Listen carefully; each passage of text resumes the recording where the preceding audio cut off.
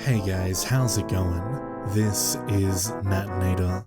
Welcome back to your weekly dose of creepypasta. We're just into the April stretch now. Happy Easter, guys. I got lucky with the theme of this story matching the time, so that was a nice coincidence. It's just in terms of bunnies, that is. There's no other real connection. Now, if you go to hit your local cinema and see Peter Rabbit 2 for the occasion, you might be interested to know that I actually worked on it. So that's nice.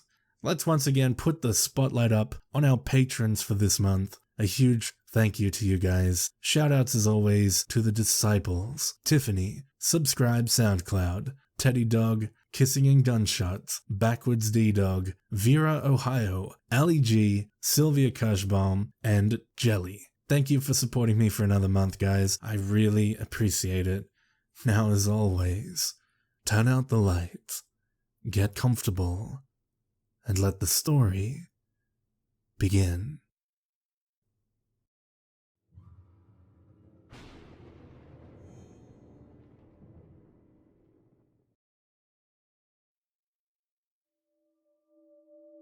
Dude, you've never heard of Bunnyman Bridge? I'd been living in Virginia for less than 6 months when my buddy Scott asked me this question. I was a recent transplant from New Jersey and had no idea what he was talking about. We were sitting on the lawn outside of the house we rented together, tossing back beers in the brisk evening air. "No?" I said. "What's that?" "Well, back in the 70s, some kids were out by this bridge in Clifton, right? They parked near this bridge, underpass thing, looking to bang, I guess. Guy and a girl. Anyway, they park, and before they can even turn off the car, Scott's left fist smacked into his right palm. Bam! Window shatters. Crazy dude, dressed like a bunny, full bunny suit, ears and all, standing there, hatchet in hand. He'd smashed out their window, warns them to leave and never come back. They haul ass out of there, right? Tell the cops, Psycho threw the hatchet at them or something, 'cause they had it with them. Cops never found anything. They'd find corpses out there, like, every year after that. That's pretty crazy," I said. It sounded tame compared to the stories we told and retold growing up. New Jersey's a messed up place. Well, that was Halloween night. If you go out there on Halloween, the Bunnyman comes out and tries to chop you up. No, Scott.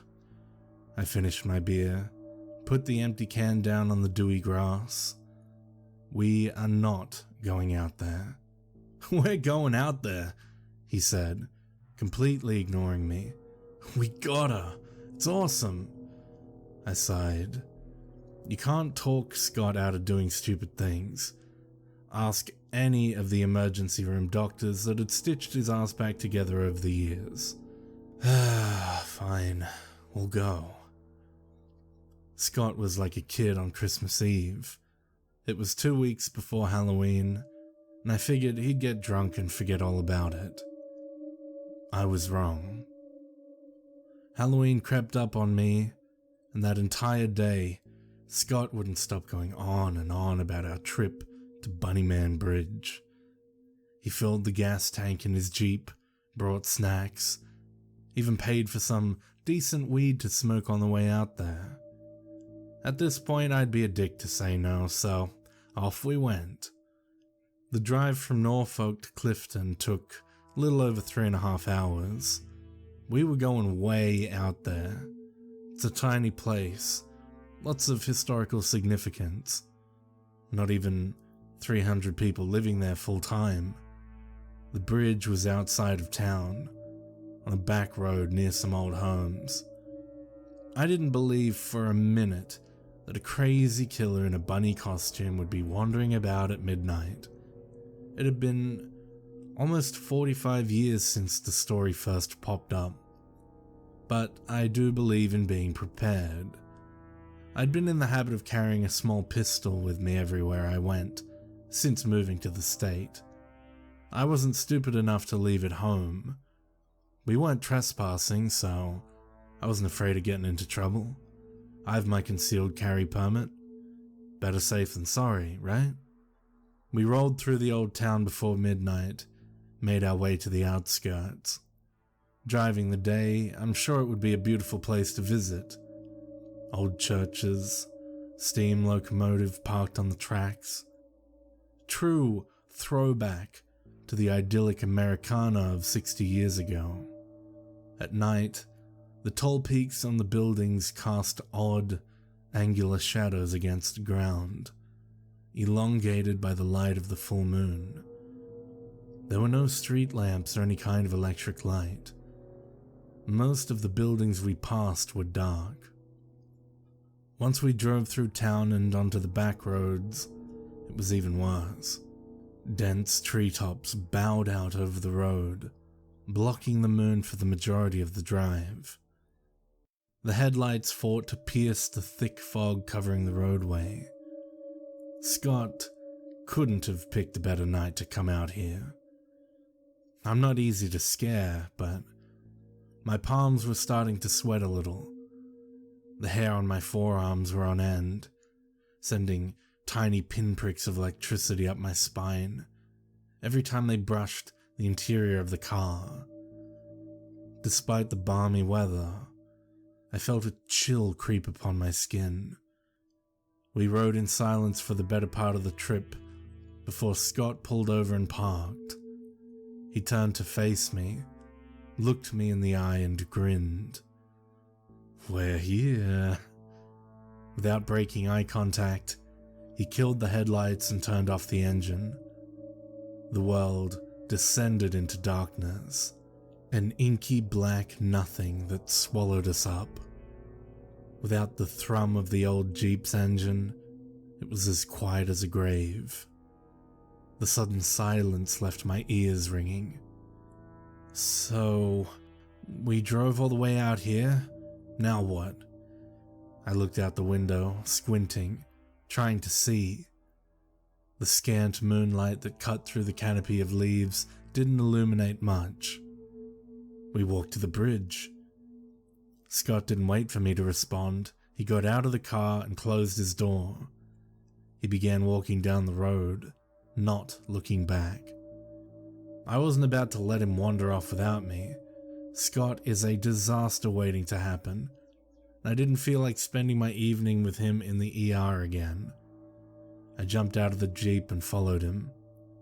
The road meandered through the thick trees for a few hundred yards before coming to a tight curve. We walked through the still night side by side. Rounding the bend in the road, we reached an area where the tree cover was thinner and the moonlight broke through. The road narrowed into a concrete tube, cutting through a small raised embankment. It was too dark to see the top of the elevated roadway. In the waning moonlight, the tunnel was little more than a yawning black opening, flanked in pale grey concrete. "Bunnyman Bridge," Scott said, with a sense of triumph in his voice. He took out his phone and turned to face me. Leave it to this idiot to take a selfie at a time like this, I thought. He made a stupid face, moved the phone around to line up the photo, and pressed the screen. As he did, I noticed movement near the tunnel. At first, I thought I was seeing things, but then I saw it again. From the bushes on the side of the structure, a tall white form emerged. Scott saw the look on my face and spun around, phone in hand. The flashlight on his phone came up and lit up the roadway. Standing there, in front of the gaping black maw of the underpass, was a man in a bunny suit, well over 6 feet tall and gangly, all limbs and no mass. There was a yellow and red fire axe gripped in his hands. The long, slender ears of the bunny suit swayed behind him as he slowly made his way toward us. Dark patches stained the front of his suit. I didn't need to stretch my imagination to figure out what it was. blood.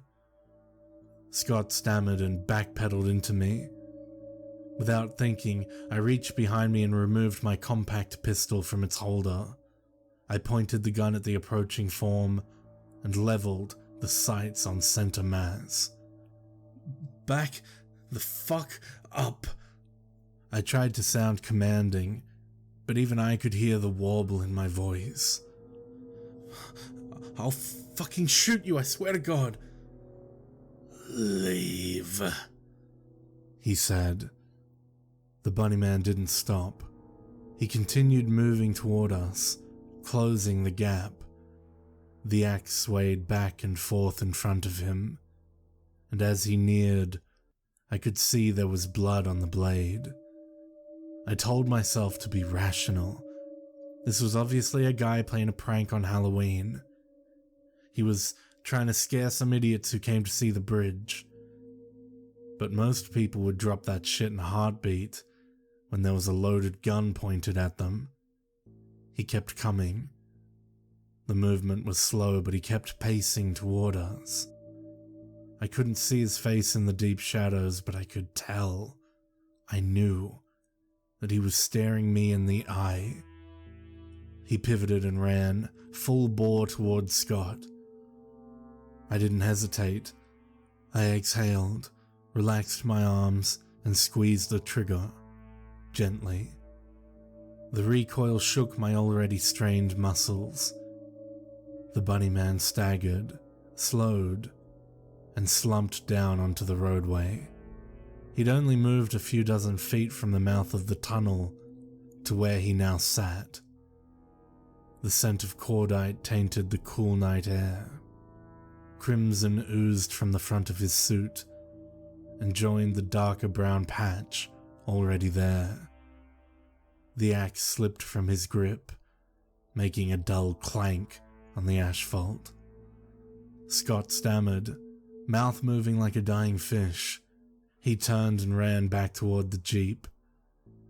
I kept the gun trained on the man and approached with caution. The bullet had struck him in the chest, but not in the heart. Still, I was sure he wasn't going to last long. I moved to the side, kicking the axe away from him. "Scott, call the police!" I yelled. He didn't respond. I let go of the gun with my left hand and reached for my phone. My right hand, still holding my pistol, betrayed my frayed nerves. It vibrated at the end of my arm. The man coughed and sputtered, blood splattering his lips. "Please," he choked out. He reached for his midsection.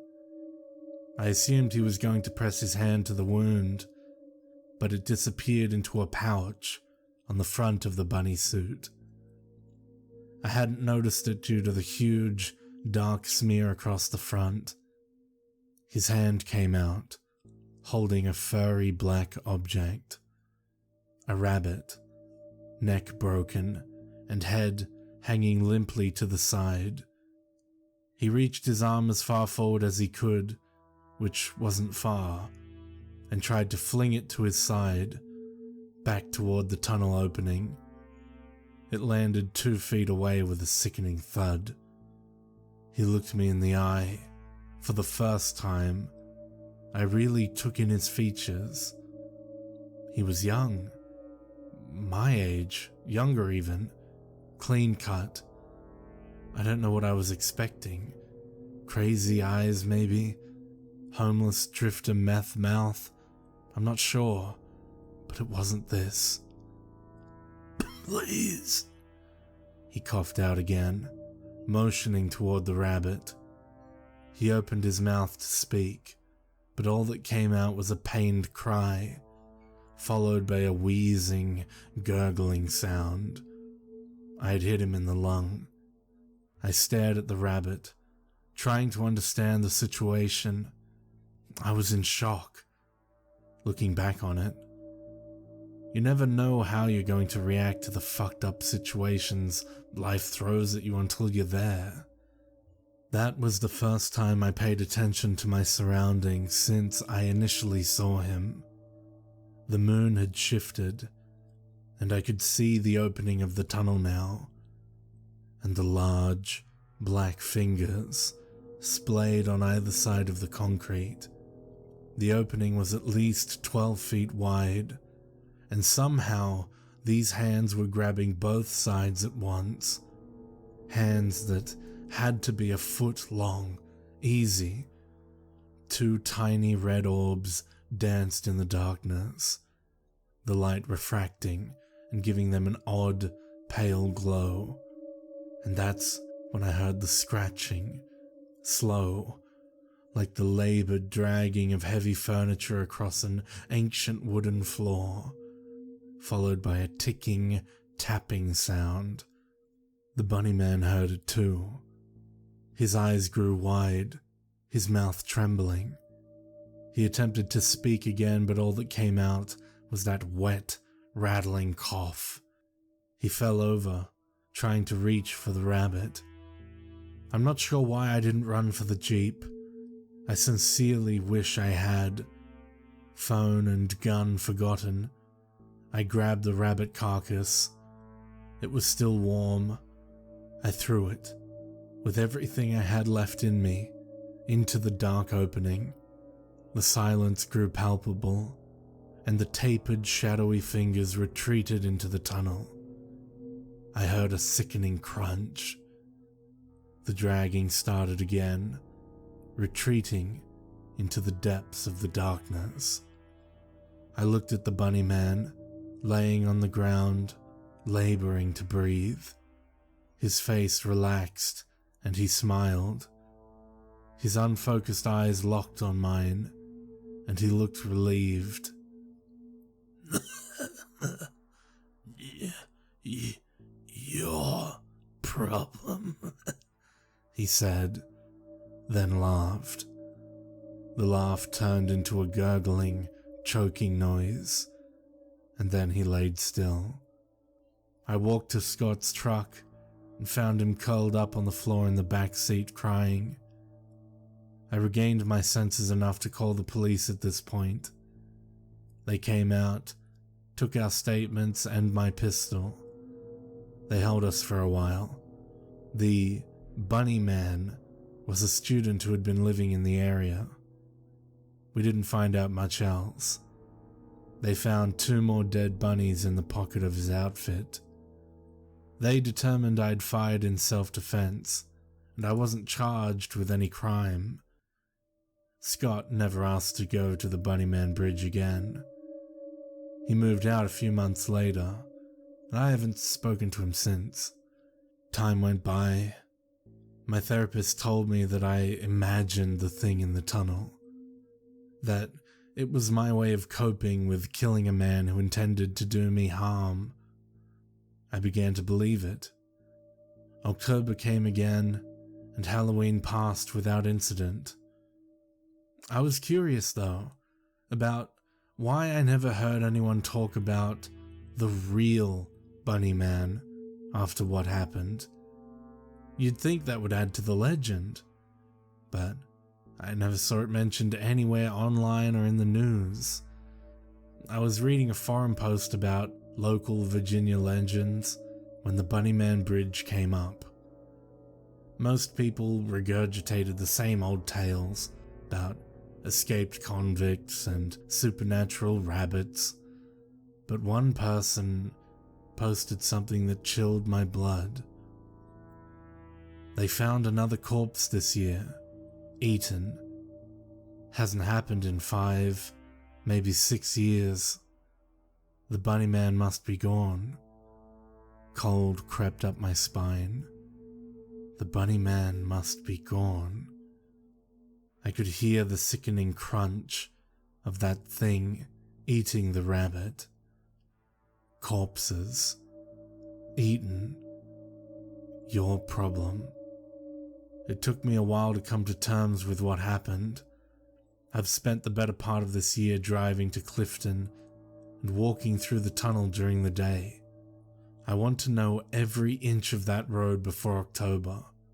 Nobody's gonna die this year. I've already purchased a bunny suit and an axe. I'm not sure where to get rabbits from, but I have time. It's only August after all.